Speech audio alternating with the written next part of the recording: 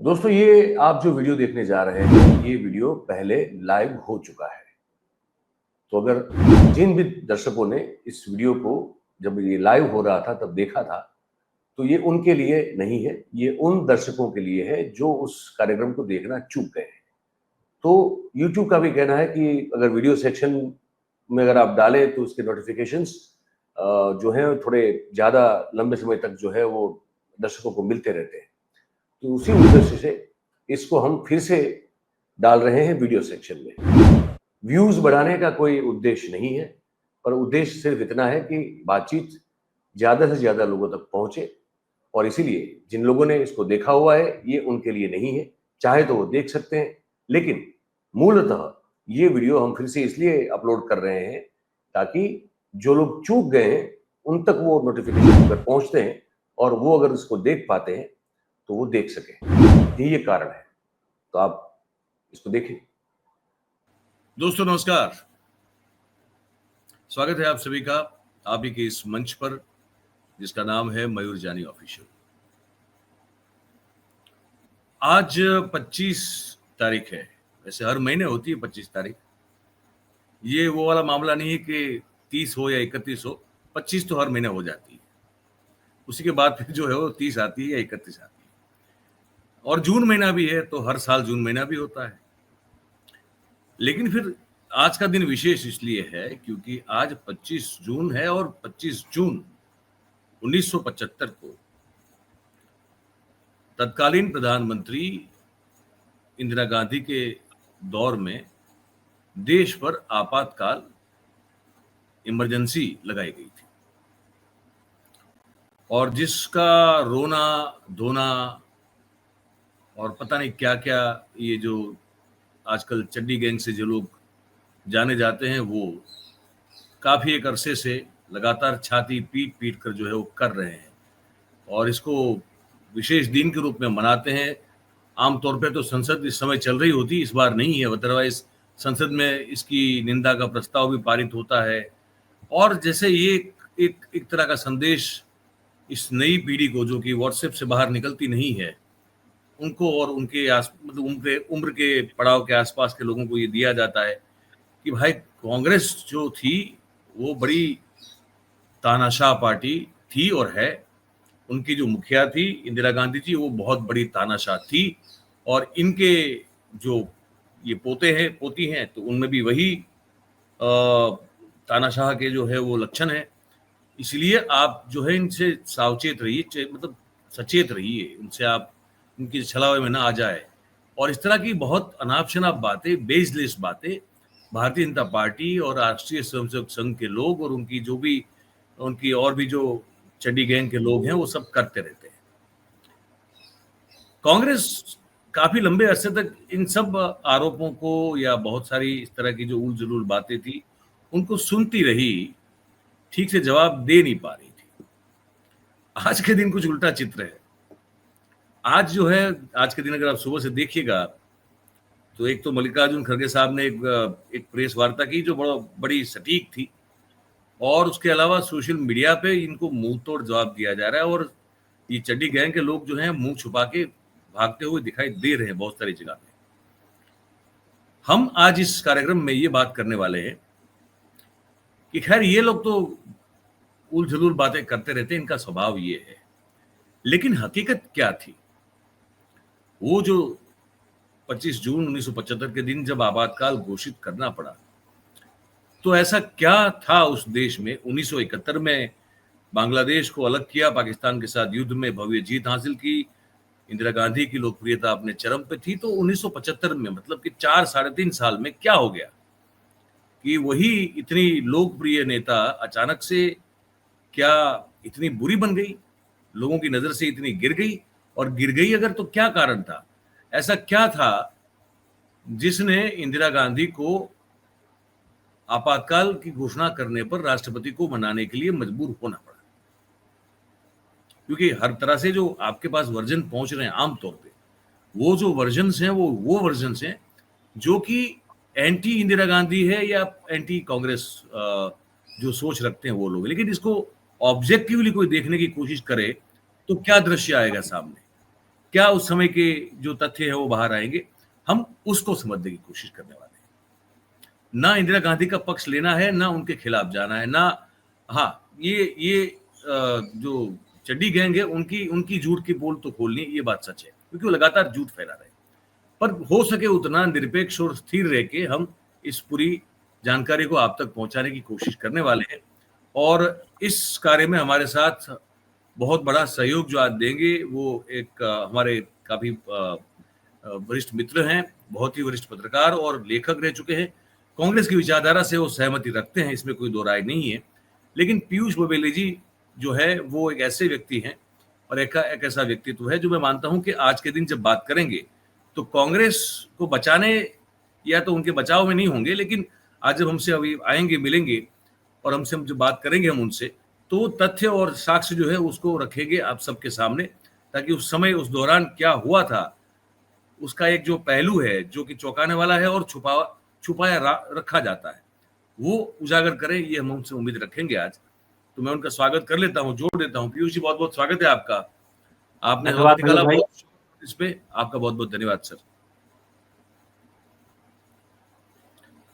अब प्रस्तावना भूमिका आपने सुन ली सर, तो हम तो लगातार सुनते अनुशासन दिवस दिन मनाया जा रहा है ना, और भर भर के जो है वो ताने मारे जा रहे हैं, पता नहीं क्या क्या अनाप शनाप लोग बोल रहे हैं, सालों से बोल रहे हैं। तो ये हमारे दर्शकों को बताना और देश के लोगों को बताना भी जरूरी है कि ये जो आपातकाल घोषित हुआ था, पॉइंट नंबर 1, क्यों करना पड़ा जबकि वो इतनी लोकप्रिय थी। फिर पॉइंट नंबर 2 पे आएंगे कि जब आपातकाल घोषित किया तो क्या वो उससे तानाशाह बन जाती है, और अगर कोई तानाशाह होता है तो क्या पूरे देश पर कब्जा करने के बाद वो आपातकाल हटाने की सोचता है क्या। और फिर तीसरी बात ये कि वो भी तो चाहती, तो उस समय भी तो उनके पास सरकारी एजेंसीज थी बहुत सारी, आपातकाल क्यों लगाती? ऐसे अभी तो चल ही रहा है ना, पिछले 11 साल से मन चाहे उसको उठा के ठोक रहे हैं, जेल में डाल रहे हैं, ये कर रहे हैं, वो कर रहे हैं। घोषित रूप से तो आपातकाल नहीं लगाया, लेकिन आप देख रहे हैं कि देश में हो ही रहा है, तो वो भी कर सकती थी ना, वो तो वो क्यों नहीं किया। और ये हिम्मत कहां से जुटा पाई कि आपातकाल घोषित करेंगे, सबको जेल से छोड़ेंगे, उनको चुनाव लड़ने की, उनके खिलाफ प्रचार करने की छूट भी देंगे, और फिर चुनाव हार भी जाएंगे। ये कैसे होगा अगर कोई तानाशाह होगा? तो ये हर चीज का आपसे आज जो है हम विस्तार से समझना चाहते हैं। आप अपनी बात शुरू करें। मयूर भाई, मैं बात यहाँ से शुरू करूंगा कि जब संविधान सभा में भारत का संविधान बन रहा तो डॉक्टर अंबेडकर उसमें एक प्रावधान लेके आए कि सरकार के पास आपातकाल लगाने का भी अधिकार होना चाहिए। जब डॉक्टर अंबेडकर ने ये प्रस्ताव रखा तो बहुत से जो संविधान सभा के सदस्य थे, उनमें कांग्रेस के लोग भी थे, दूसरे भी थे, उन्होंने कुछ ने उसका विरोध किया और उनसे पूछा कि आप ऐसा क्यों कर रहे हैं, ये तो तानाशाही जैसी स्थिति हो जाएगी, तो फिर आप आपातकाल का अधिकार किसी सरकार को क्यों दे रहे हैं। तो वहां लंबा भाषण डॉक्टर अंबेडकर ने दिया और उन्होंने कहा कि ऐसे हालात आ सकते हैं, विदेशी हमला हो सकता है, देश के अंदर बगावत हो सकती है, गृह युद्ध हो सकता है, षड्यंत्र हो सकता है, विदेशी ताकतों के हाथ हो सकते हैं, कानून व्यवस्था की स्थिति बहुत खतरनाक हो सकती है। तो देश की रक्षा के लिए अगर बाहर से कोई खतरा हो तो भी आपातकाल लगाया जा सकता है, और देश के अंदर से कोई खतरा हो तब भी आपातकाल लगाया जा सकता है। तो यहाँ ये पहला जानना जरूरी है कि 25 जून 1975 को जब आंतरिक आपातकाल लगाया इंदिरा गांधी ने, उससे पहले से बाहरी आपातकाल देश में लागू था, क्योंकि जो बांग्लादेश वाला संग्राम हुआ था, बांग्लादेश मुक्ति युद्ध हुआ था, उस समय इमरजेंसी की जो एक्सटर्नल सरहदों पे जो समस्या उत्पन्न हो उससे निपटने वाला आपातकाल तो ऑलरेडी लगा हुआ था, ये दूसरा लगाया गया। तो अब ये सवाल आएगा कि क्या आपातकाल लगाना संवैधानिक था, और संवैधानिक अगर था तो क्या वो हालात देश में वाकई मौजूद थे जिनके बारे में ये प्रावधान बनाते समय डॉक्टर अंबेडकर ने कहा था। तो पहली बात तो ये हुई कि भाई संविधान में ये प्रावधान था कि सरकार आपातकाल लगा सकती है, कैबिनेट ने पास किया और उसको राष्ट्रपति ने उसका अनुमोदन किया, बाद में सुप्रीम कोर्ट ने भी उसे एंडोर्स किया। इसका मतलब संसद, सरकार, राष्ट्रपति और सुप्रीम कोर्ट चारों स्तरों पर ये अप्रूव हुआ, इसलिए ये आपातकाल लगाया गया, तो ये असंवैधानिक या गैर संवैधानिक या संविधान की हत्या जैसी कोई बात तो जैसे कोई भी कानून विशेषज्ञ आपको बता देगा कि ऐसा नहीं था। अब दूसरी बात आती है कि क्या वो हालात वैसे थे जिनमें आपातकाल लगाया जाना चाहिए था या नहीं था? तो अब उन पे हमें जाना बहुत जरूरी है। अब देखिए कि इंदिरा जी प्रधानमंत्री बनी हैं सन 66 में, जब लाल बहादुर शास्त्री जी की मृत्यु हो गई, और उस समय एक तुरंत चुनाव भी हुए सन 67 में, और उन चुनावों में कांग्रेस पार्टी को 280 सीटें मिली। तो 280 सीट आज के लिहाज से तो बहुत सीटें थी, लेकिन जैसा नेहरू जी के जमाने में बहुमत आया करता था, 300 प्लस रहता था, तो लोगों ने कहा कि इस सरकार के पास बहुमत कम है। दूसरा क्या हुआ कि बहुत से राज्यों में संयुक्त विधायक दल की सरकारें बनी, जिनमें लोहिया जी से जुड़ी हुई समाजवादी पार्टियां, जनसंघ, कई जगह कम्युनिस्ट पार्टियां, कई जगह क्षेत्रीय पार्टियां, उन सब ने मिलकर अपनी अपनी सरकारें बनाई। तो बहुत से राज्यों में सरकार कांग्रेस पार्टी की चली गई, इंदिरा जी थोड़ी सी कमजोर हुई। लेकिन इस सबसे इन विपक्षी पार्टियों को लगा कि हमने काफी कंट्रोल कर लिया है कांग्रेस को, इंदिरा को 280 सीटों पर ले आए हैं, और राज्यों में हमने बहुत सी सरकारें बना ली हैं, तो अब हम आगे बढ़ेंगे। फिर कांग्रेस के अंदर भी बड़ी उथल पुथल हुई। उसमें आप देखें कि राष्ट्रपति का चुनाव होता है, इंदिरा जी को खुद ही पार्टी से निकाल दिया जाता है, मोरारजी देसाई अलग अपनी पार्टी बनाते हैं, सिंडिकेट की पार्टी बनती है। तो पूरा एक ऐसा माहौल 69 तक 70 तक ऐसा बना कि लोगों को लगा कि अब तो इंदिरा गांधी को हरा ही दिया जाएगा। लेकिन सन 71 में इंदिरा गांधी चुनाव में गई और थंपिंग मेजोरिटी से उन्होंने लोकसभा का चुनाव जीता। 352 सीटों के साथ इंदिरा गांधी प्रधानमंत्री बनके वापस आती हैं।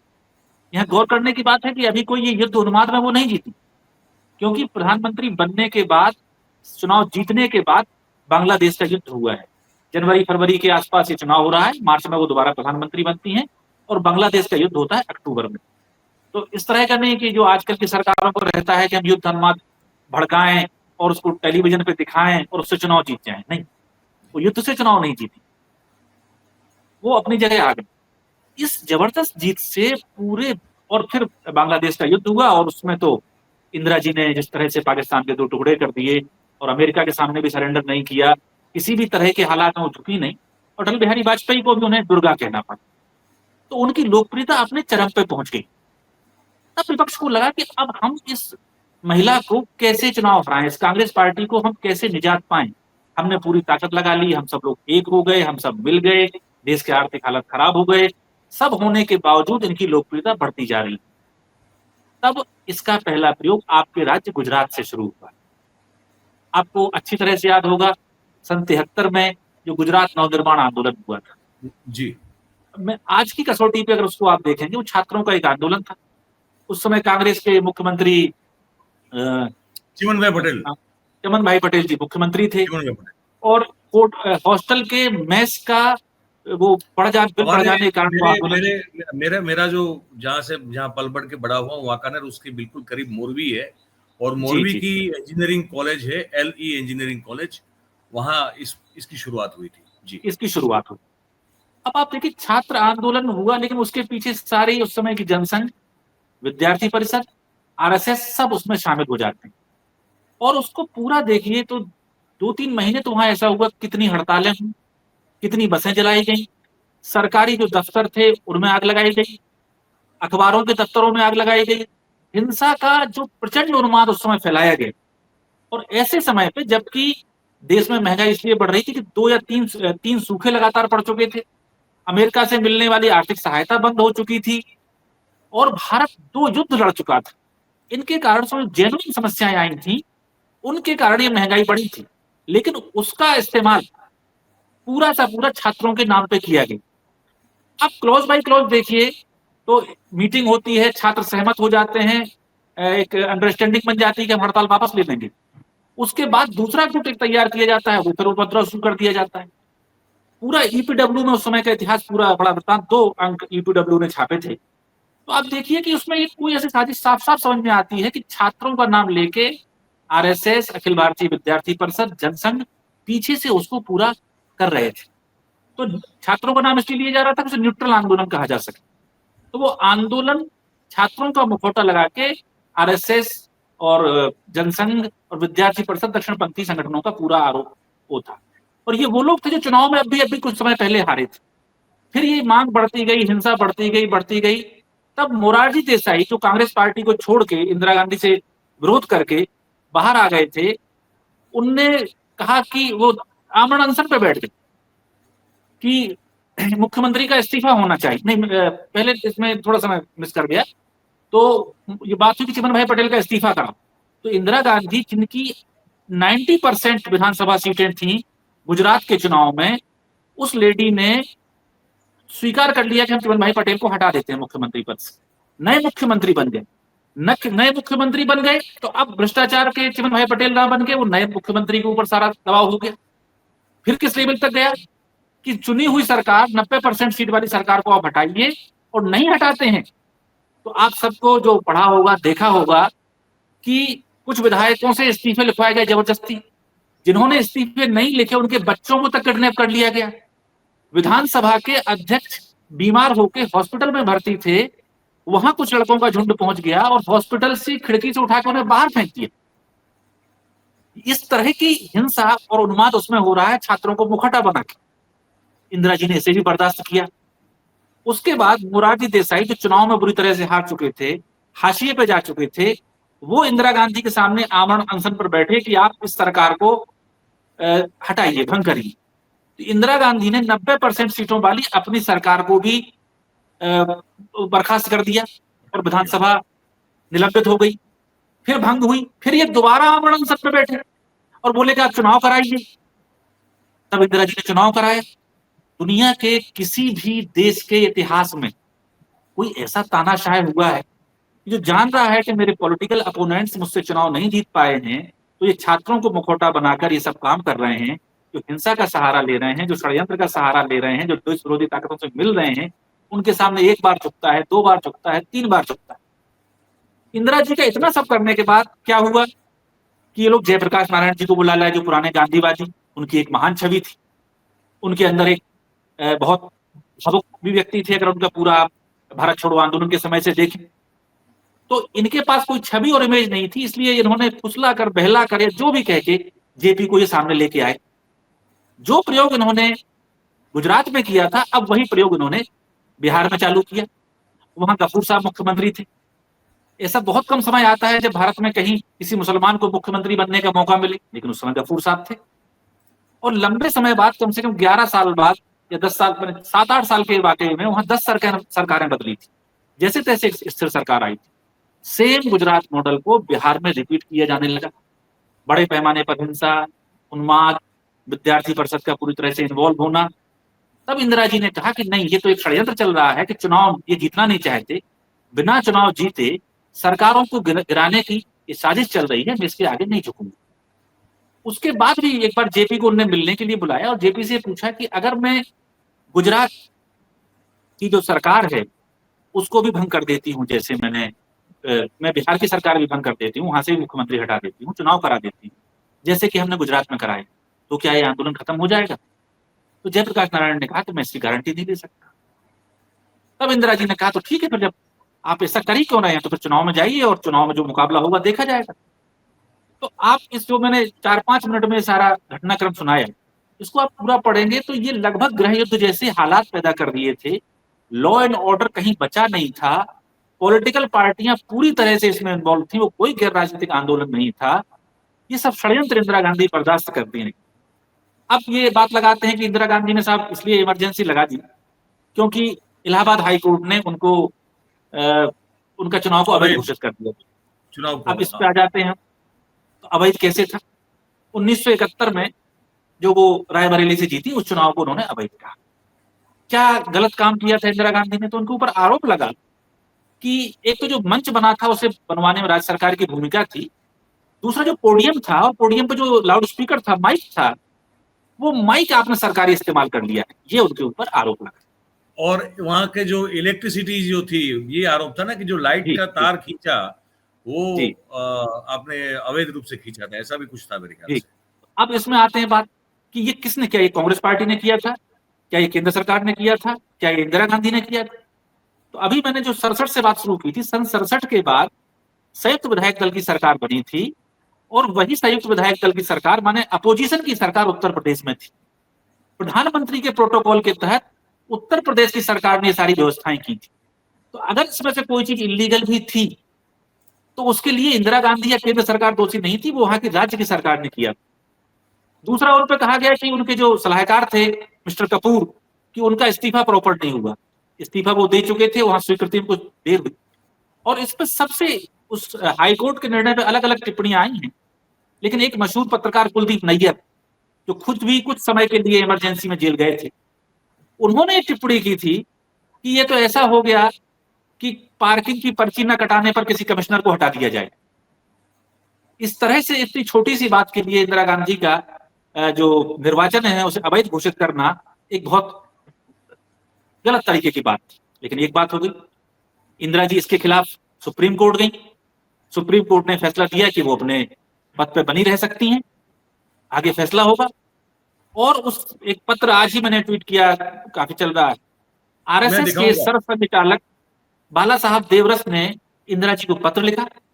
पत्र लिखकर बाद में लिखा उन्होंने, लेकिन पत्र में यह कहा कि आपका जो निर्वाचन है वो तो पूरी तरह से वैध हो गया है और मैं आपको शुभकामना देता हूं। सुप्रीम कोर्ट ने जो फैसला दिया है उसके लिए आपको बहुत बहुत बधाई। तो आरएसएस का चीफ भी उस समय पत्र लिखकर ये कह रहा है कि इंदिरा गांधी का निर्वाचन वैध था। तो अब आप बताइए कि इंदिरा गांधी को फिर इमरजेंसी लगाने की जो दूसरा कारण बताता है वो भी जस्टिफाई नहीं है, और जो पहला कारण बताया उसका मैंने पूरा आपको सिलसिला बताया। अब लेकिन ये लगाया क्यों उन्होंने? तो जो गुजरात में किया गया था और जो बिहार में किया गया था वही काम अब दिल्ली में हो रहा था। दिल्ली की स्थिति ये थी कि रामलीला मैदान में बड़ी भारी रैली हुई थी, और रैली में जो वहां शामिल नेता थे उनमें से कई नेताओं ने सेना से विद्रोह करने के लिए कहा था। पुलिस से विद्रोह करने के लिए तो वो पहले से ही कह रहे थे। हड़तालों का देश में एक सिलसिला चल रहा था, रेलवे की बहुत बड़ी हड़ताल हुई थी और बंबई और पूरा आर्थिक गतिविधि देश की ठप करके रख दी गई थी। और जो यहाँ की रैली थी रामलीला मैदान की, उसमें घोषणा की गई कि कल जाकर के लाखों लोग प्रधानमंत्री आवास को घेर लेंगे। तो अब प्रधानमंत्री आवास को जब घेरने की घोषणा की गई, और इनको हम पहले ही देख चुके थे, इनका काम इंदिरा जी देख ही रही थी कि जो लोग लड़कों को हॉस्पिटल में भेज के विधानसभा अध्यक्ष को फिगवा सकते हैं, जो विधायकों से इस्तीफा दिलाने के लिए उनके बच्चों का अपहरण कर सकते हैं, जो धरना देने में अनाप शनाप हिंसा कर सकते हैं, वो लोग दिल्ली हमेशा से आजादी के जब से रिफ्यूजीज आए उस समय से ही जनसंघ का एक बड़ा गढ़ रही थी। तो जाहिर है कि उन्हें चिंता होना स्वाभाविक थी। और आज के समय में तो हम लोग देखते हैं कि जब ऐसी कोई बात होती है तो हमें लगता है कि ये क्रांति हो गई और ये संपूर्ण क्रांति हो गई और ये बगावत हो गई। लेकिन बांग्लादेश के पूरे घटनाक्रम जो साल भर पहले हुआ, हम सबने देखा कि वहां कैसे एक राष्ट्रपति को हटाया गया, कैसे भीड़ उनके घर में घुस गई, और बाद में अमेरिका के राष्ट्रपति ट्रंप ने कहा कि उन्होंने किस तरह से वहां मदद की थी उस सरकार के तख्ता पलट में। और ईरान के बारे में भी हम जानते हैं कि जब 50s में वहां पर एक सरकार बनी और उसने कहा कि हम अपनी और रिफाइनरीज अपने पास रखेंगे, तो अमेरिका की शह पर वहां तख्ता पलट कराया गया और शाह जो वहां के पुराने राजा थे उन्हें बना दिया गया। तो जिन्हें हम क्रांति के नाम से अक्सर जानते हैं, उनके पीछे विदेशी साजिशों की ताकत बहुत बार होती है। और इस मामले में इंदिरा जी ने बार बार कहा कि जिस तरह से अमेरिका के साथ संबंध चल रहे थे वो खतरा था। तो इंदिरा जी ने सोचा कि अब क्या किया जाए, उन्होंने अपने लोगों से पूछा। उनके पास दो विकल्प थे। पहला विकल्प तो यह था कि अगर प्रधानमंत्री आवास को लाखों लोग घेर लेते हैं तो उनसे अपनी जान और सत्ता बचाने के लिए वो गोली चलाएं और उस भीड़ को तितर-बितर करें। इसका मतलब आजाद भारत में फिर से एक जलियांवाला बाग कांड हो और हजारों लोगों की हत्या का आरोप एक चुनी हुई लोकप्रिय दुर्गा के नाम से मशहूर आयरन लेडी इंदिरा गांधी के ऊपर आए। दूसरा विकल्प उनके पास यह था कि वो पद से इस्तीफा दे दें और वहां से हट जाएं, लेकिन ये भी समर्पण होता। डेमोक्रेट्स के आगे एक चुनी हुई डेमोक्रेटिक सरकार इस्तीफा दे दे, ये भी गलत। तो इन दोनों चीजों से, कि ना तो डेमोक्रेसी की हत्या हो और ना चुनी हुई प्रधानमंत्री की हत्या हो, इन दोनों बातों को बचाने के लिए इंदिरा जी ने जो संविधान में डॉक्टर अंबेडकर ने प्रावधान किया था कि आप आपातकाल लगाएं, वो आपातकाल इंदिरा जी ने लगाया। और मैं जो भी मित्र इसे सुन रहे हों या जो मेरे समर्थक हों, विरोधी हों, सहमत हों, असहमत हों, वो देख लें कि क्या कसौटी संविधान में बाबा साहब अम्बेडकर ने आपातकाल लगाने के लिए दी है। क्या वो सारी चीजें उस समय आ गई थी कि नहीं आ गई थी, तब इंदिरा जी ने वो आपातकाल लगाया या नहीं लगाया, ये आप लोग खुद चेक कर लें। जैसे मैंने पहले शुरू में कहा कि अगर जब किसी राज्य में बाढ़ आ जाए तो वहां पर प्राकृतिक आपदा घोषित करने की मांग होती है, प्राकृतिक आपदा की जाती है। तो अगर कोई सरकार बाढ़ आने की स्थिति में प्राकृतिक आपदा घोषित करे तो वो सही काम करती है। लेकिन बड़ा बसंत का महीना हो, फूल खिले हुए हों, सब तरफ गुलशन गुलशन हरियाली हो, खुशहाली हो, और तब कोई कहे कि हम इसमें प्राकृतिक आपदा घोषित कर रहे हैं, तो वो गलत है। इसमें देखा जाए तो इंदिरा जी ने उन ताकतों को कौन जाने, इंदिरा जी हटती तो जेपी ने तो पहले ही कह चुके थे, उन्हें तो प्रधानमंत्री बनना नहीं था, सत्ता में आना नहीं था, वो कभी नहीं आए। जेपी से तो पंडित जवाहरलाल नेहरू ने कहा था कि आप मेरे सक्सेसर बनिए, तब उन्होंने मना कर दिया था। तो जो लोग आज आ गए हैं सत्ता में, ये आज से 50 साल पहले आ जाते और इनकी प्रवृत्तियां तो आज हम लोग देखते ही हैं। तो देश को असली तानाशाही से बचाने के लिए इंदिरा गांधी ने आपातकाल लगाया था। इतना जो मैंने अध्ययन किया है, मैं बात मयूर भाई कह सकता हूँ। अब आप दूसरा सवाल हो तो पूछें। जी बिल्कुल बिल्कुल, ये बहुत ही जरूरी था जो आपने अभी बताया। आगे और भी बातें करनी, लेकिन उससे पहले क्यों ना हम उस समय, मेरे ख्याल से शायद बीबीसी को एक इंटरव्यू दिया था इंदिरा गांधी ने, उसका एक छोटा सा अंश जो है वो भी हम देख ही लें, और उम्मीद करें कि हम पर कोई कॉपीराइट नहीं लगाएगा, क्योंकि हम जानकारी के हेतु दिखा रहे हैं। तो बाकी अगर लग भी जाए तो ठीक है, कोई बात नहीं, लेकिन ये जरूरी है सुनना। तब ये इंदिरा जी ने बताया। तो ये इंदिरा जी थी जो उन्होंने उस समय बाहर की चैनल को अपनी बात रखी थी।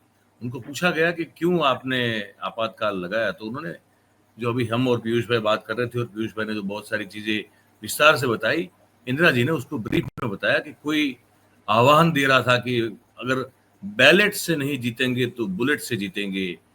किसी ने कहा कि प्रधानमंत्री के आवास का घेरा डाल दो, उसको बाहर निकलने नहीं देंगे। वो फंक्शनिंग एनआरकी नहीं थी, एनआरकी वाज फंक्शनिंग, ये वाला मामला था। तो ये देश की स्थिति जब बनाई गई हो, और ऐसे में मुझे फिर एक चीज ये समझनी है हमारे दर्शकों के लिए पीयूष भाई, कि मैं पहले वो आपके ट्वीट का और वो खत का हम लोग जरा बता दें, क्योंकि हम लोग बात कर रहे थे तो उसको मैं रोल कर रहा था, लेकिन एक बार इस पर थोड़ा बात कर ले। ये खत जो है वो तत्कालीन राष्ट्रीय स्वयंसेवक संघ के मुखिया बाला साहब देवरस का है। ये खत उन्होंने 10 नवंबर 1975 के दिन लिखा था, पुणे की यरोड़ा जेल में बैठकर। वो भी जो है वहां पे, वो मेरे ख्याल से मीसा में, वो जेल में उनको जो है राजद्वारी कैदी के तौर पर रखा गया था शायद। अब वो लिखते हैं कि इंदिरा गांधी को उच्चतम न्यायालय के 5 न्यायाधीशों ने आपका चुनाव वैध ठहराया, इसके लिए आपका हार्दिक अभिनंदन। ये पीयूष जी ने इस खत को ट्विटर पे डाला हुआ है, वहीं से हमने जो है इसको अभी आपके लिए निकाला है। आगे इसमें आप जरा ठीक से कुछ चीजें पढ़ने लायक है, उसको आप पढ़ लें तो आपको पता चलेगा। जो हाईलाइटेड चीजें हैं खास करके वो पढ़ें,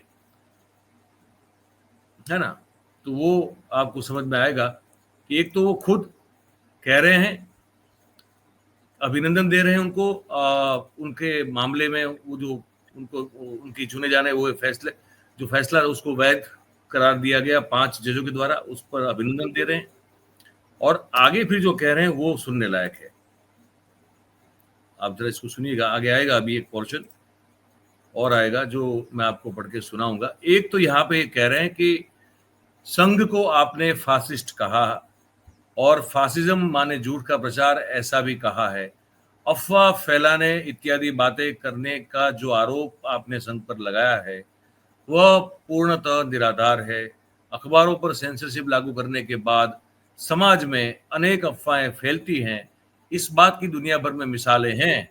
अतः अफवाह फैलाने का आरोप संघ पर लगाना अनुचित है। मतलब कि तब से यही करते आ रहे हैं ये, है ना। ये काम वही करते हैं जो करते हैं वो कहते नहीं, और जो वो नहीं कहते हैं वो डेफिनेटली करते हैं यार। वो लोग हैं। और फिर आगे एक इंटरेस्टिंग पैराग्राफ आएगा, वो भी, हाँ, ये वाला पैराग्राफ। श्री जयप्रकाश नारायण जी के आंदोलन के संदर्भ में संघ का नाम लिया गया है। ये कौन लिख रहे हैं? उस समय के संघ प्रमुख, मुखिया।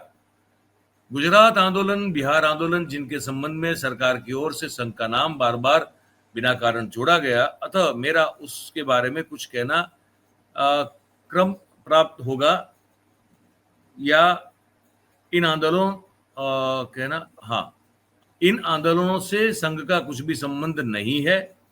इसके स्पष्टीकरण में मैंने केवल 2 बार बातें प्रमुखतः की है। एक, ये आंदोलन जनता में व्याप्त असंतोष है और आप जिम्मेदार है ना, अपने ऊपर से ठीकरा जो है वो फोड़ रहे हैं यहाँ पे। वो वाला भी एक जो है वो यहाँ पे आता है कहीं, पीयूष जी, जिसमें वो इस आपातकाल का समर्थन दे रहे हैं। ये कहीं आता है क्या इसमें? एक दूसरे वाले पत्र में है, उस तरह से बात आई है, लेकिन ये बार बार ये कह रहे हैं कि आरएसएस के लोग उसमें शामिल नहीं हैं और आप हम सबको बाहर कर दीजिए। हाँ, तो जब आप ये कह रहे हैं हम इस आंदोलन में शामिल नहीं हैं, आपको निर्वाचन भी आपका वैध है, हम आप में आस्था रखते हैं, तो इस समर्थन के सिवा इसका और क्या मतलब होता है? ये भी सीधी बात, ये भी सीधी बात। एक बात और है कि आपातकाल में भी संसद चल रही थी, संसद के सत्र हो रहे थे। उस समय भी कुछ दलों ने कहा कि हमें आपातकाल के विरोध में संसद की सदस्यता से इस्तीफा दे देना चाहिए। तो जनसंघ ने उस समय इस्तीफे नहीं दिए, किसी सांसद ने, वो वहां जाते रहे और आरएसएस प्रमुख कह ही रहे हैं कि ये बहुत अच्छा है, आपका सब ठीक ठाक है। तो ये उस समय इन्हें इमरजेंसी अच्छी लग रही थी, आज इन्हें बड़ी तकलीफ होती है। और 2-3 चीजें मैंने नहीं कही कि आप देखिए, ललित नारायण मिश्रा रेल मंत्री की हत्या की गई थी जी, जनवरी में। फिर आप देखिए, चीफ जस्टिस ऑफ इंडिया के ऊपर जानलेवा हमला हुआ था जी। और हड़तालों का तो कहना ही क्या किस लेवल पे हुई थी। और ये वो फाइल्स, चूंकि एक कांग्रेस का भी और जमाने के नेताओं का ये रहा कि हम ऐसी कोई बात ना कहें जो आगे भी कोई विवाद उत्पन्न करे, तो सीआईए वगैरह के रोल पे बहुत अध्ययन होना चाहिए। पता चल जाएगा कि क्या जो हम आज बांग्लादेश में देखते हैं या जो अन्य देशों में हो रहा है, तो कहीं कोई अमेरिका, जब उसका काम ही है सरकारें उठाना गिराना, अपने हितों को साधना, उनसे हेड ऑन ले रही थी इंदिरा जी। और निक्सन साहब को बड़ा बुरा लगा था जब इंदिरा जी ने उनकी बिल्कुल मर्जी के खिलाफ जाके पाकिस्तान के 2 टुकड़े किए थे। तो वो एक बड़ा, और उस दौर में कोल्ड वॉर अपने चरम पे था। हम रशिया के दोस्त थे और अमेरिका हमसे बहुत चिढ़ता था। ये बात भी बिल्कुल सच है। इस पर भी कहीं बात, एक बात मैं और जोड़ूं, इमरजेंसी लग गई। इमरजेंसी लगने के बाद कितने समय अटल बिहारी वाजपेयी जेल में रहे? इमरजेंसी 18 महीने की थी, लेकिन अटल बिहारी वाजपेयी 6 या 7 महीने बाहर आ गए। जयप्रकाश नारायण जी को किसी जेल में नहीं रखा गया, उन्हें चंडीगढ़ के हॉस्पिटल में रखा गया और वहां भी उनकी तबीयत खराब हुई तो अन्य जगह भेजा गया और 4 महीने बाद वो टोटल जेल से बाहर आके अपने घर पे आ। तो आप और भी बड़े पत्रकारों में आप देंगे नाम लें तो कुलदीप नैयर के अलावा कोई बड़ा नाम ऐसा सामने नहीं आएगा जिसे किया गया। फिर उसके भी लिए जो किया गया, मीसा का एक कानून था, उस कानून के अंतर्गत लोगों को बंद किया गया। अगर आप पार्लियामेंट के भाषण देखें जो उस समय इंदिरा जी ने दिए हैं, तो वो साफ साफ कहती हैं कि जो आरएसएस ये सारा काम कर रहा है, जो सांप्रदायिकता है, जो फासिज्म है, इसे कुचलने के लिए हम कर रहे हैं। इसीलिए मैंने शुरू में कहा कि जेपी जैसे समाजवादी गांधीवादी आदमी को इन्होंने एक तरह से अपना, उनको बरगलाया, उन्हें जैसे भी किया हो, उनको अपना मुखौटा बनाने की इन्होंने कोशिश की। और आप ये किताब रखिए मेरे पास, ये बिपिन चंद्रा साहब की किताब है, in the name of emergency. तो इसमें वो साफ साफ कहते हैं कि बहुत बड़ा खतरा था ये, उसकी जो मुसोलिनी का मार्च था, जो मार्च टू इटली, तो जो 25 जून को होने वाला था 1975 में, उसकी तुलना उन्होंने मुसोलिनी के उस पूरे मार्च से की और कहा कि लगभग वैसे ही घटनाओं का दोहराव हो रहा था। ये मैं नहीं कह रहा हूं, बिपिन चंद्रा साहब ने कहा। इन बातों को पकड़ने की जरूरत है, और वो तानाशाह उस तरह की होती तो ये लोग 6 महीने में, 7 महीने में, 8 महीने में लोग कैसे रिहा हो जाते। और इस पे जो सबसे बड़े उस जमाने में क्रिटिक थे राजेंद्र माथुर, नवभारत टाइम्स के बड़े मशहूर और विद्वान और प्रख्यात संपादक रहे हैं। उन्होंने इंदिरा जी की मृत्यु के बाद एक लेख लिखा और उसमें लिखा कि इंदिरा गांधी तानाशाह हो ही नहीं सकती थी, जबकि वो इमरजेंसी के समय और उसके पहले काफी आलोचना इंदिरा जी की कर रहे थे। तो उन्होंने लिखा कि इंदिरा जी तानाशाह हो ही नहीं सकती थी, कोई भी व्यक्ति जिसे तानाशाह बनना हो वो इमरजेंसी लगाने के लिए, तानाशाही लागू करने के लिए 9 साल तक इंतजार नहीं करता। और क्योंकि वो सन 66 में बनी और 75 में जाके लग रही, वो 9 साल इंतजार नहीं करता। दूसरा उन्होंने कहा कि वो मीडिया पर उनका जो अंकुश था वो हाफ हार्टेड ही था। हमें ऐसा लगता था कि वो हमेशा अपने दांत दिखाती रहेंगी लेकिन कभी किसी को खाएंगी नहीं, उस शेर की तरह होंगी जो सिर्फ गुर्राएगा लेकिन कभी करेंगे नहीं, हम अपनी बात करते रहते थे। तीसरी बात वो कहते हैं कि कोई तानाशाह ऐसा नहीं होता कि जो तानाशाही लगाए और 18 महीने में हटा ले और चुनाव करा दे और चुनाव हार जाए और निष्पक्ष चुनाव होने दे, ऐसा कोई तानाशाह नहीं करता। तो इंदिरा गांधी ना तानाशाह थी ना हो सकती है। राजेंद्र माथुर ने भी बड़े रिकॉर्ड पर कहा। वो तो जो चुनाव हारने का मामला भी है, अगर आप उस समय की जनता का भी देखें तो मेन कारण जो था कि नसबंदी जो लागू की गई और जिस तरह से लागू की गई और जिस तरह का प्रोपेगेंडा उसके बाद फैला, वो जितनी नहीं थी उससे ज्यादा उसका भय था। और मैं इसमें फिर कहूंगा कि ये बिपिन चंद्रा ने लिखा कि लोगों के दिमाग में असल में नसबंदी के मामले में बिल्कुल वैसे ही था जैसे बैलों की नसबंदी की जाती है, कास्ट्रेशन किया जाता है, तो लोगों को लगता था कि ये बहुत हीनियस तरीके से होगा। और आज भी जितना कम पुरुष नसबंदी कराते हैं भारत में, तो वो एक टैबू था और गांव गांव तक वो फैला, और फैलाने में तो इन लोगों की महारत है ही। जबकि अगर आप जो लोग जनसंख्या का और जनसांख्यिकी डिस्ट्रीब्यूशन का अध्ययन करते हैं तो वो बताएंगे कि 75 से 80 के बीच में भारत की जनसंख्या ठीक उस जगह पहुंच गई थी जहां उसका स्थिरीकरण बहुत अनिवार्य था। और ये भी परिणाम है कि उसके बाद से किसी की हिम्मत नहीं पड़ी कि जनसंख्या वाली चीज पर काम करे। उसके दौरान कुछ हुआ, लेकिन मैं जो बात कह रहा था कि इमरजेंसी से पहले विपक्ष ने और जो लोग अपने आप को गांधीवादी कहते हैं, जो लोग अपने आप को समाजवादी कहते हैं, उन लोगों ने ऐसे हालात पैदा करने में कोई कसर नहीं छोड़ी कि देश में आपातकाल के हालात पैदा हो जाएं। आर्थिक गतिविधि रोक दी, विदेशों से अंडरस्टैंडिंग कर ली, हड़तालें बेशुमार हो रही हैं, उपद्रव हुए जा रहे हैं, मीडिया पे कब्जा हो रहा है। उस समय तो मुझे कहना पड़ेगा कि इंडियन एक्सप्रेस अखबार का बड़ा सम्मान देश में है, लेकिन क्या सबको नहीं पता है कि रामनाथ गोयंका का जनता पार्टी के चुनाव टिकट पर चुनाव भी लड़ रहे थे? क्या मीडिया का रोल पूरा गोदी मीडिया की तरह उस समय नहीं हो गया? तो ये सब बातों के बीच इंदिरा जी ने एक फैसला लिया। और इसमें एक भी महत्वपूर्ण बात है कि इमरजेंसी के दौरान जो ज्यादतियां हुई उसको इंदिरा गांधी ने उसके लिए माफी भी मांगी। माफी मांगी, उन्होंने कहा कि गलती है, ये जो भी गलत हुआ है वो गलत है, माफी मांगी। और जैसे आपने कहा कि अगर कोई देखिए, हमारे मोदी साहब 240 सीट पे कैसे भी करके सिमटे, हालांकि 190 के आसपास या 180 के आसपास ही जाना था उनको, लेकिन कैसे भी करके 240 तक पहुंचे। उसके बाद भी देखिए, वो ना उन्होंने विद इन बीजेपी संसदीय पार्लियामेंट्री बोर्ड की मीटिंग बुलवाई, ना वो विद इन पार्टी जो है वो चुनकर नेता के तौर पर आए, सीधा एनडीए की मीटिंग बुलाई और सीधा एनडीए का नेता घोषित हो गए। तो तानाशाह जो होता है ना, वो बहुत डरा है। इसकी वैचारिक प्रतिबद्धता देखिए कि जिन चिमन भाई पटेल को भ्रष्टाचार का चेहरा बना के गुजरात नवनिर्माण आंदोलन शुरू होता है, जब वो चिमन भाई पटेल कांग्रेस छोड़ देते हैं उसी दौरान, तो अगले चुनाव में ये जो जितने अपोजिशन थे कांग्रेस के, वो उन्हें अपने पार्टी अपने गठबंधन में शामिल कर लेते हैं और उनके साथ मिलकर चुनाव लड़ते हैं। क्या संपूर्ण क्रांति थी। और आप देखेंगे जेपी ने जितनी बातें कही थी कि हम गांव के हिसाब से पंचायतें बनाएंगे, प्रत्याशियों के चयन में ये आधार होंगे, सांप्रदायिकता से मतलब नहीं होगा, जातिवाद से मतलब नहीं होगा, जितनी बातें उनके अपने चार्टर में जेपी ने लिखी थी, उनमें से एक भी ना तो गुजरात विधानसभा चुनाव में पूरी हुई, नहीं हुई, ना जो बाद में बिहार में चुनाव हुआ उसमें पूरी हुई, और जो जनता पार्टी ने चुनाव लड़ा लोकसभा का सबने मिलकर, ना उसमें पूरी हुई। तो वो सिद्धांतों की बातें सिर्फ भावनाओं को उभारने के लिए थी, उनकी नीयत उस तरह की थी नहीं। एक ये बात जो कही गई है ये भी हमको सुननी चाहिए।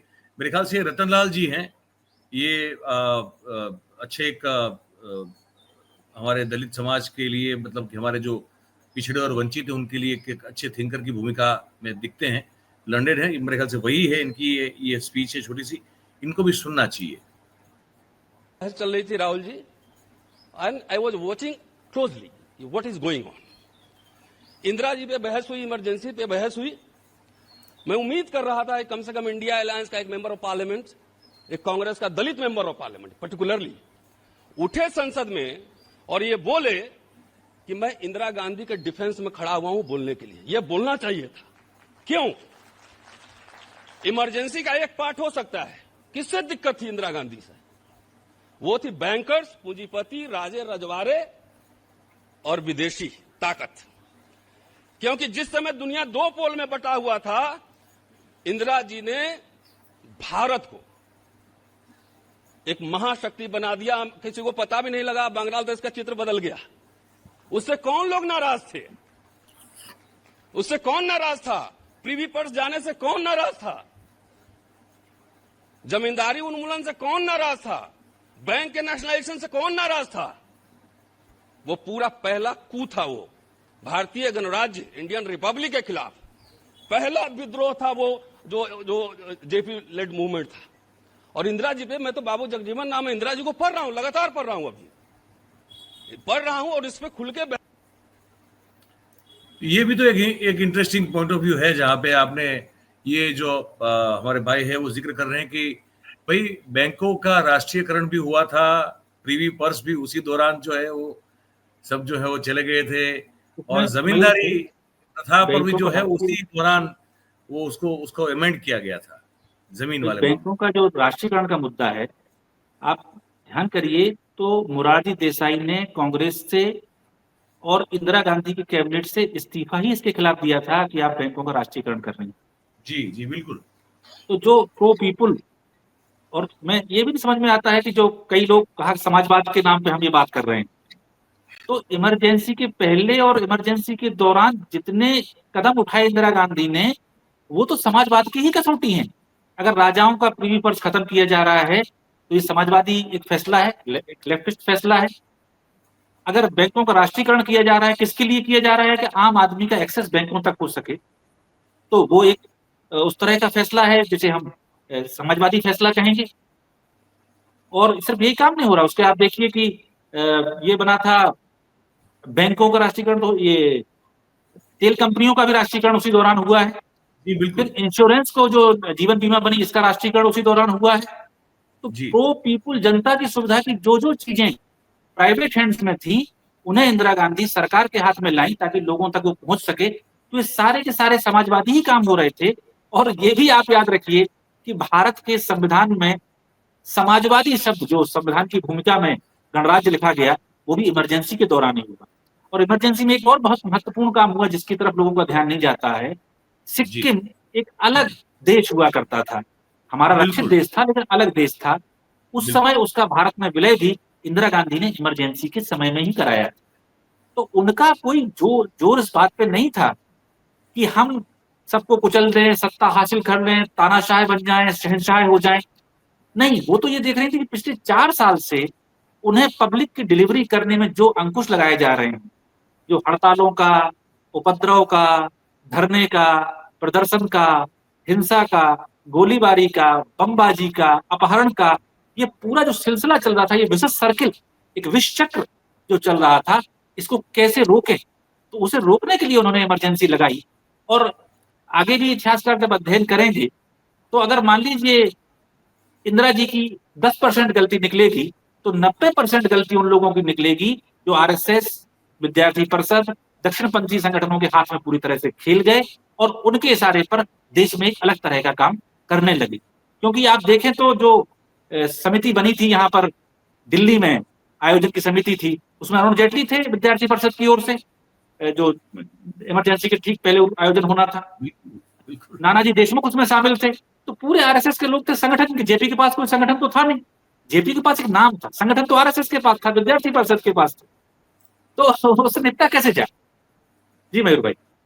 और उस बात का जिक्र करना भी बड़ा जरूरी बन जाता है कि शायद धर्म, या तो हमारे जो धार्मिक संत थे, उनका भी एक हथियार की तरह उपयोग उसी दौरान किया गया था, 69 में या अराउंड उस समय किया, उसके आसपास किया गया था। एग्जैक्ट साल सन 67 के आसपास की बात है, अगर मैं सही साल याद कर रहा हूँ, जब ये गोरक्षा के नाम पर साधु संतों का हमला कराया गया था पार्लियामेंट में। और आप इसको गौर से देखें तो इंदिरा गांधी का डर कोई वो नहीं था कि वो प्रधानमंत्री आवास को घेर लेंगे। और वाकई हम ये आप देखें, बाबरी मस्जिद के मामले में एक बार तो सीन ये क्रिएट हुआ जब मुलायम सिंह जी मुख्यमंत्री थे कि उस उपद्रव को रोकने के लिए उन्हें गोली चलानी पड़ी। आप बाद में देखें, जो मैं अभी इंदिरा जी के समय में कह रहा था कि रोकने के लिए आपको गोली चलानी पड़ सकती, और दोबारा जब गोली नहीं चली तो बाबरी मस्जिद गिरा दी गई। तो ये चीजें इन्होंने की हैं, ये देश ने देखा है। और आतंकवाद कहां तक चला जाता है या इस तरह की चीजें कहां तक चली जाएंगी, ये कोई कह नहीं सकता। नेताओं के हाथ से भी बात निकल जाती। तो उस समय उस हिंसा को रोकने के लिए, डेमोक्रेसी को बचाने के लिए और डेमागोग्स, ये सब डेमागोग होते हैं जो चुनाव तो नहीं जीत सकते, लेकिन माहौल इतना बना देंगे जनता के, भाई आप कोई भारत में एक आदमी 5 लाख की भीड़ लेके रैली कर दे और टेलीविजन पे वो देखे तो आपको लगेगा पूरा देश यही बोल रहा है। हाँ, यही देश बोल में देश में 140 करोड़ लोग हैं। हम तो दिल्ली में ही थे जब अन्ना ने जंतर मंतर पे किया। जंतर मंतर पे कितने लोग बैठ सकते हैं? आप भी नहीं देखा है। 2-2.5 हजार से ऊपर आदमी जंतर मंतर पे बैठने की जगह ही नहीं जहां शुरू हुआ। लेकिन टेलीविजन में उसे जूम कर करके ऐसे ऐसे दिखाया, लगा कि पूरा हिंदुस्तान बोल रहा है। तो उस समय तो टीवी नहीं था इंदिरा गांधी के समय में, लेकिन इंदिरा जी ने जो दूरदर्शिता से काम लिया, और कोई नहीं चाहता कि इमरजेंसी लगे, लेकिन जब आपात स्थिति आ जाए तो आपात तरीकों से निपटना पड़ता है, इसे आपात धर्म कहते हैं। तो आपात धर्म तो उन्होंने निर्वाह किया और उस डेमोक्रेसी को मजबूत किया। और मैं एक बात और कहूंगा कि जैसे आपात धर्म का निर्वाह इंदिरा जी ने 25 जून 1975 को किया था, वैसा ही सरदार वल्लभ भाई पटेल ने 4 फरवरी 1948 को किया। उस समय उन्होंने आरएसएस पर गांधी जी की हत्या के बाद प्रतिबंध लगा दिया। ये 2 घटनाएं हैं जिन्होंने भाजपा या दक्षिणपंथी जो पूरी पार्टियां हैं उनकी उभार को 40 साल पटेल के उस एक्शन से रोका गया और 40 साल इंदिरा जी के एक्शन से रोका गया। ये इस देश को याद रखना चाहिए, क्योंकि जो चीजें संविधान विरोधी हैं, राष्ट्र विरोधी हैं, भारतीयता की विरोधी हैं, वो कोई भी मुखौटा लगा लें, उनसे निपटने की बहुत जरूरत है और सख्ती से निपटना चाहिए। और अब तो हम देख रहे हैं शर्जील इमाम का मामला है, वो लड़का 5 साल से बंद है जेल के अंदर और उसका मुकदमा, उसकी जमानत पर बातचीत नहीं होती है। नेताओं की बात करें तो राहुल गांधी को बैठे बिठाए उनकी संसद सदस्यता साहब इस बात पर छीन ली जाती है कि उन्होंने कोई भाषण दिया था। आजम खान बंद है जेल में 5-6 साल से, उनके ऊपर 100 से ऊपर अधिक मुकदमे हैं। एक उनके ऊपर आरोप ये भी है कि उन्होंने बकरी की चोरी की। एक कैबिनेट मंत्री 10-12 बार का विधायक, उसने बकरी की चोरी भी कर ली। अरविंद केजरीवाल लंबे समय तक जेल में रहे। झारखंड के मुख्यमंत्री को हमने जेल में देखा, किस तरह से सोरेन साहब को डाला गया, बाद में कोर्ट कहता है कि इस लायक ही नहीं। तो ये तानाशाही तो ये हम लोग देख रहे हैं। उस समय कम से कम इतनी तो छूट थी कि लोग अपने संपादकीय खाली छोड़ सकते थे। आज कोई असहमत हो मोदी जी से, भाजपा की सरकार से, एनडीए से, और जरा खाली छोड़ के दिखा दे। आप बताइए, अभी कुछ दिन पहले जब हमारा कॉन्फ्लिक्ट चल रहा था पाकिस्तान से, तो कई यूट्यूब चैनल बंद कर दिए गए, कोई सुनवाई नहीं हो रही, वो कोर्ट में गए। ये कौन, तो आपको लगा हमने प्रिकॉशनरी मेजर लिया। तो इंदिरा जी ने जो काम किया दिन की रोशनी में किया। असल में मैं कल एक किताब दोबारा से पलट रहा था, ग्लिम्पसेस ऑफ वर्ल्ड हिस्ट्री, उसका दूसरा या तीसरा खत जो नेहरू जी ने इंदिरा को लिखा, उसमें लिखा, बेटा सबसे खतरनाक चीज होती है डर। और डर कैसे होता है और डर कब नहीं है, इसका परीक्षा यह है कि क्या तुम कोई बात कहने के लिए छुपके तो नहीं कर रही हो, खुसर फुसर तो नहीं कर रही हो, कोई बात छिपाने की कोशिश तो नहीं कर रही। अगर तुम कोई बात छुपा के कर रही हो, इसका मतलब तुम भयभीत हो। इसलिए तुम अपने जिंदगी में कभी डर के कोई काम मत करना, जो करना ओपनली करना। और ओपनली काम सूरज की रोशनी में होता है, तो तुम सूरज की लाइन पे चलो, तुम रोशनी की किरण बनो। कभी जिंदगी में पीछे छुप के कोई काम मत करना। इसीलिए इंदिरा जी ने कोई छुप के काम नहीं किया, जो क्लोज था उसका इस्तेमाल किया, जब तक जरूरत थी उसका उपयोग किया। जब जरूरत खत्म हो गई, जनवरी में उन्होंने खत्म कर दी इमरजेंसी, खुद आगे आके। तो उन पर आप कोई भी चीज होती है तो उसमें कुछ ना कुछ गड़बड़ी है। ब्यूरोक्रेसी तो भारत की ऐसी है कि आज भी क्या से क्या नहीं कर देती है। बिल्कुल, हम देखते हैं कि अगर इशारा है तो वो हेलीकॉप्टर से फूल भी बरसा देते हैं, वो पूरी सांप्रदायिक बातें भी करने लगते हैं। तो उन्होंने अपने नसबंदी के नंबर बढ़ाने के लिए जो जो बातें ब्यूरोक्रेट्स ने की, वो अपनी जगह की। लेकिन उस समय निश्चित तौर पर मैं ये बात कंक्लूड करते समय कहूंगा कि 25 जून 1975 को हिंदुस्तान के लोकतंत्र को वाकई बहुत बड़ा खतरा था। डेमागोग्स और सांप्रदायिकता और विदेशी शक्तियां पूरी तरह से एकजुट थीं। अगर उस संकट को उसी समय उसी आयरन हैंड से नहीं निपटा जाता तो देश का लोकतंत्र हमेशा के लिए खतरे में पड़ जाता, जिसके लिए बचाने के लिए हम इंदिरा गांधी के आभारी। एक कमेंट है, हमारे दर्शक हैं सुरेंद्र नाथ, वो लिख रहे हैं कि सर SC/ST का रिजर्वेशन का जो बैकलॉग था वो भी उसी वक्त मतलब उसको क्लियर किया गया था, और ये साहब कह रहे हैं कि वो उनमें से एक बेनिफिशियरी वो भी थे। ये हम समझ रहे हैं। और ये ओशो की बात को भी सुन ले, ओशो ने कुछ कहा था उस समय की, ये ऑडियो क्लिप है, यहाँ पे चेहरा लगा, ये सोशल मीडिया से हमने ली है, लेकिन आवाज ओशो की है, रजनीश की, इसको भी सुन ले आप। सारा जो नया वर्ग सत्ता में गया है वो इतनी कह रहा है कि उन्होंने देश को वो जो संकट काल की आपातकाल स्थिति थी उससे छुटकारा दिलवा दिया। लेकिन मजा ये था कि इनके ही उपद्रव के कारण वो आपातकाल स्थिति डाली गई थी, नहीं तो उसे डालने की कोई जरूरत ही न थी। यही कारण थे जयप्रकाश और मुरारजी ने जो उपद्रव मचाने शुरू किए थे उसके कारण आपातकालीन स्थिति आई, इमरजेंसी आई। अब ये कहते हैं हमने उससे छुटकारा दिलवा दिया, तुम ही उसके जन्मदाता थे, तुम उपद्रव न करते तो इंदिरा कोई आपातकालीन स्थिति लाने के लिए उत्सुक नहीं थी। तुमने उपद्रव किया, उसको आपातकालीन स्थिति लानी पड़ी। अब तुम्हारा उपद्रव सफल हो गया, तुमने आपातकालीन स्थिति खत्म कर दी, देश जहां के तहां। आपातकालीन स्थिति का सारा जुम्मा इंदिरा पे छोड़ना उचित नहीं है। 90% जुम्मा इन पर है जो अब सत्ता में है। ये मजबूरी थी, लानी पड़ी। जयप्रकाश इस तरह की बात करने लगे कि पुलिस का सैनिक और फौज का सिपाही भी बगावत करे। इस तरह की बातें अगर की जाएंगी तो कोई भी सत्ता देश की सुरक्षा के लिए कुछ करेगी, करना ही पड़ेगा। वो मजबूरी थी। अब ये सत्ता में आ गए तो जयप्रकाश तो बच के निकल गए, अब उनका कभी दोष पकड़ा न जा सकेगा। और जिनके हाथ में सत्ता चली गई वो इंदिरा से ज्यादा प्रतिक्रियावादी है। मुरारजी भाई को कोई ने कभी सोचा था कि कोई क्रांतिकारी? मुझसे तो एक सज्जन कह रहे थे कि इनका असली नाम मुरारजी भाई नहीं, मगरूर जी भाई है। इंदिरा के हाथ में कम से कम जवानी के हाथ में सत्ता थी, अभी बिल्कुल मुर्दों के हाथ में सत्ता चली गई। ये तब का बयान था ओशो का, उस मतलब उस दौर के तुरंत बाद का बयान था ये। भाई जैसे वो कह रहे हैं पुलिस से और सेना से कहा था, उस समय का 73 का ही मामला है। यूपी में पीएसी की बटालियन ने बाकायदा बगावत कर दी थी और उसको कुचलने के लिए सेना भेजनी पड़ी थी इंदिरा गांधी को। ये कुछ छोटी बात नहीं। आज हम उसके बाद तो हमने बहुत बाद में दिल्ली में मोदी जी के समय में देखा कि पुलिस वाले आके पीएचक्यू के सामने बैठ गए थे, हड़ताल नहीं हुई थी, धरना प्रदर्शन किया था।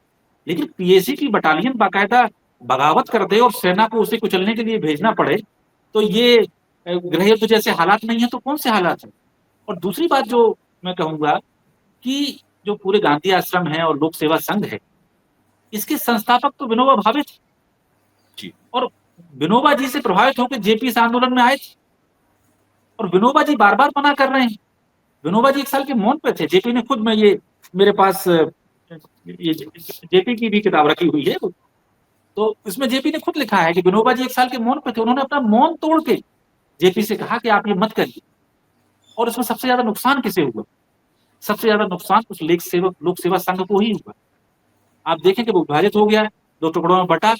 और तीसरी बात, आज जो ये चिल्ला रही है भाजपा इमरजेंसी इमरजेंसी, जिन गांधी भवनों में बैठ के जेपी की छत्र छाया में इमरजेंसी का विरोध हुआ था और सब लोग एकजुट हुए थे, उन गांधी भवनों के अस्तित्व पर आज खतरा है कि नहीं? बनारस में क्या हो रहा है, वर्धा में क्या हो रहा है, दिल्ली में क्या हो रहा है। हमारे गुजरात विद्यापीठ का हाल देख लीजिए, गांधी आश्रम का हाल देख लीजिए, तो साबरमती आश्रम का हाल देख लीजिए। तो जिन जेपी को इन्होंने फुसला के और गांधी जी का नाम लेकर उस गोद में बैठ के इन्होंने ये आंदोलन पनपाया, उससे इनकी सहानुभूति का स्तर ये है कि जिन जगहों से आंदोलन खड़े हुए थे गांधी भवनों से, उनको उखाड़ने में, उनको नोटिस देने में, उनकी बिजली काटने में, उनको तबाह करने में, वहां अपने संगी लोग बिठाने में ये आज लगे हुए हैं। तो इनका तो देश देख रहा है। तो मैं फिर कहूंगा, जो ओशो की बात बड़ी परफेक्ट और उन्होंने गहराई से बात कही, तो आज खराब लग सकता है, लेकिन एक बात खास इसमें नुकसान हुआ, एक बहुत बड़ी युवा पीढ़ी इनके साथ चली गई और समाजवादी आंदोलन की जो अच्छे गुण थे उनका लाभ सब आरएसएस और बीजेपी ले गई और समाजवादी आंदोलन देश में ध्वस्त होता चला गया। जबकि मुझे याद है कि जब नेहरू जी से अलग हुए थे समाजवादी, और उस समय आचार्य नरेंद्र देव का मुझे इस्तीफा याद है। आचार्य नरेंद्र देव ने जब उत्तर प्रदेश विधान परिषद से या विधानसभा से इस्तीफा दिया था, तो उसमें यह कहा था कि हम इस्तीफा इसलिए दे रहे हैं क्योंकि हम चाहते हैं कि सत्ता में भी गांधीवादी रहें और अपोजिशन में भी गांधीवादी रहें। तो हम विपक्ष को और विपक्ष में आ रही ये सांप्रदायिक ताकतें ताकतवर न हो सके, इसके लिए हम वहां जा रहे थे। तो ये मूल उद्देश्य था समाजवादी आंदोलन का कि वो विपक्ष में रह के गांधीवादी मूल्यों को ताकत देगा, लोकतंत्र को मजबूत करेगा। लेकिन इस पूरे आंदोलन से वो चाहे या अनचाहे पूरा का पूरा दक्षिणपंथी और सांप्रदायिक ताकतों को ताकत देके चला गया।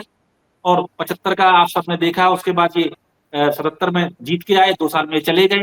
उसके बाद आप देखें पूरा राम मंदिर का आंदोलन चलने लगा, बाबरी मस्जिद गिरती है, और वही गुजरात जहां पर शुरू हुआ था सारी कहानी, सबसे बड़ा इनका गढ़ बना।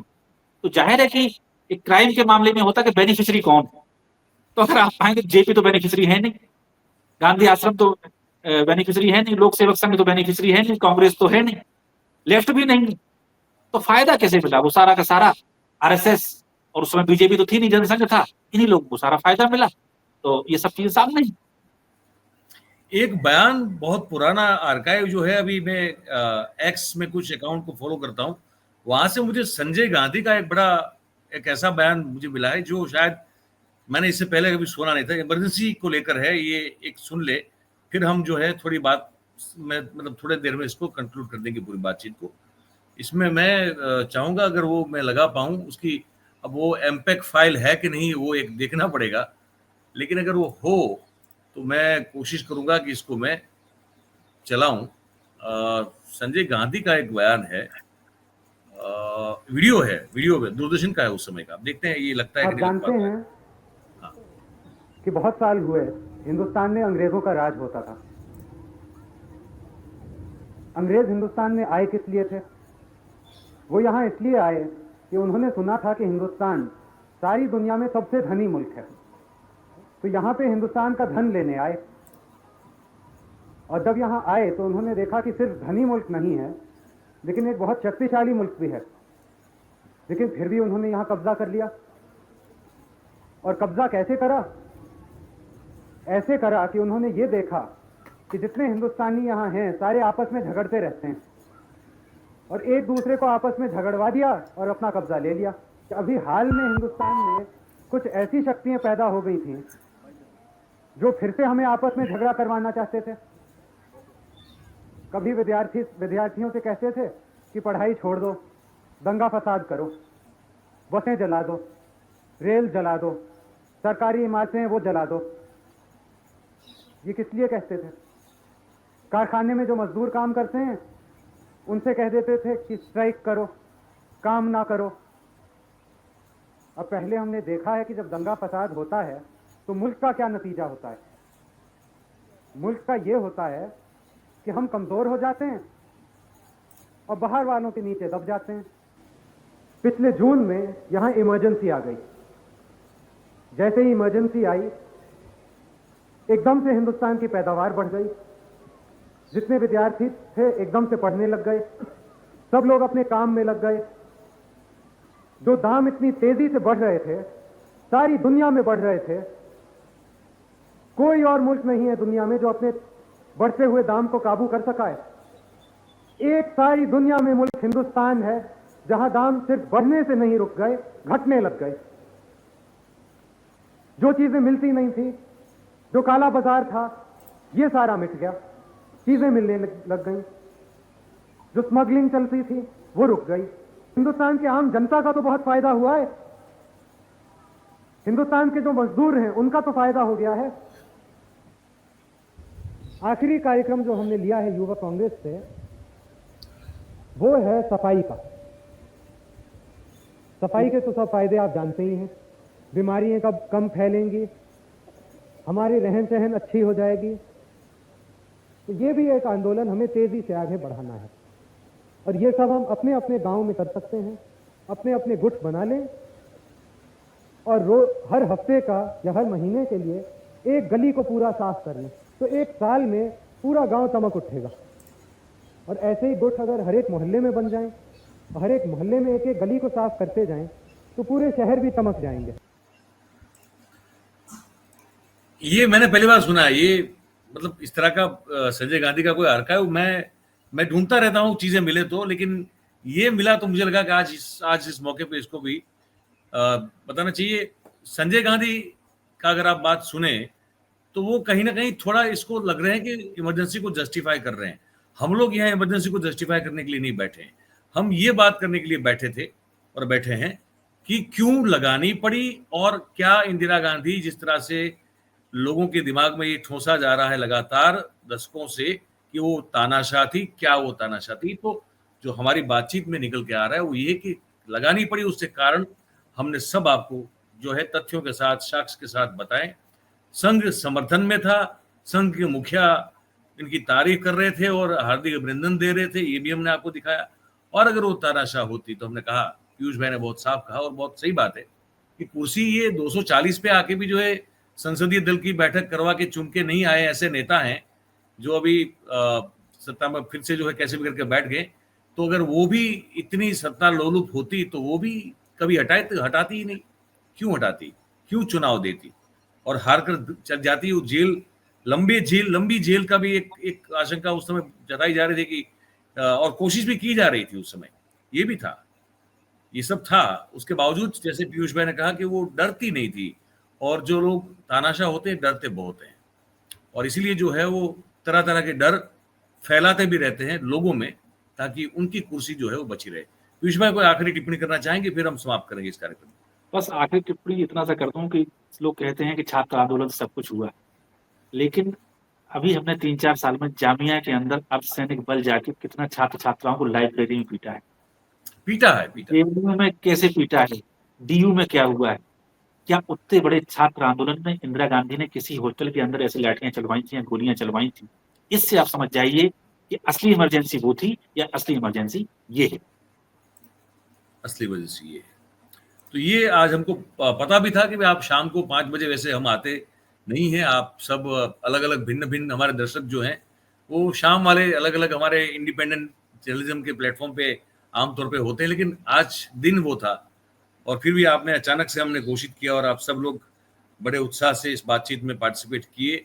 तो सभी दर्शकों का बहुत बहुत धन्यवाद। पीयूष जी, आप भी बहुत ही शॉर्ट नोटिस में आपने समय निकाला और इस जरूरी मुद्दे पर आपने तथ्यों के साथ चीजों को पेश किया। आपका भी बहुत बहुत धन्यवाद करूंगा हमारे साथ जुड़ने के लिए। Thank you very much for joining. हम मुझे याद है कि मैंने आपको कहा था कि एक्चुअली नेहरू पर एक सीरीज करनी है हमको। अब वो मैं कहीं ना कहीं ऐसा फंसा रहता हूँ कि मतलब मेरी वो कसूरवार मैं ही हूँ कि जो मैं उतना डिसिप्लिन अभी भी नहीं हो पा रहा हूँ, तो मेरी गलती है। लेकिन आपने तो हाँ बोला हुआ है, तो मैं कोशिश करता हूँ कि उसको प्लान किया जाए और उसको हम वो भी ये लोगों को बताना जरूरी है कि जिसको आज तक हर चीज में नेहरू की गलती बता रहे हैं, तो नेहरू थे कौन, ये बताना बहुत जरूरी है। तो ये भी करेंगे जरूर। जैसे मैंने कहा, गलती मेरी है तो मैं सुधारने की कोशिश करूंगा, और पीयूष भाई ने कभी मना नहीं किया है, तो मैं शेड्यूल करके प्लान करके हम लोग उस पर भी जो है कुछ एपिसोड्स बनाएंगे, नेहरू को तथ्यों के आधार पर जानने समझने की कोशिश करेंगे। बहुत बहुत धन्यवाद पीयूष जी आपका। Thank you very much. तो दोस्तों, ये बातचीत थी, आपने बढ़ चढ़ के हिस्सा लिया है। हमने हो सके उतनी कमेंट्स जो है आपकी, इनको यहाँ पे प्रदर्शित करने का प्रयास किया है। कैसी लगी आप कमेंट करके हमको लिख के जरूर से बताइए, और अच्छी लगी हो तो फिर आप जो है इसको लाइक करें, इसकी लिंक को। ये जानकारी ऐसी है जो जितनी हो सके उतने हमारे देश के लोगों तक पहुंचना जरूरी है, तो आप इसको फैलाएं, ये आपसे विनती है। और चैनल, ये मंच आप ही का है, अगर अब तक सब्सक्राइब नहीं किया है तो भाई कर लें और अपने आसपास के लोगों से करवाएं। बहुत बहुत धन्यवाद करेंगे आप सभी का। Thank you very much. नमस्कार।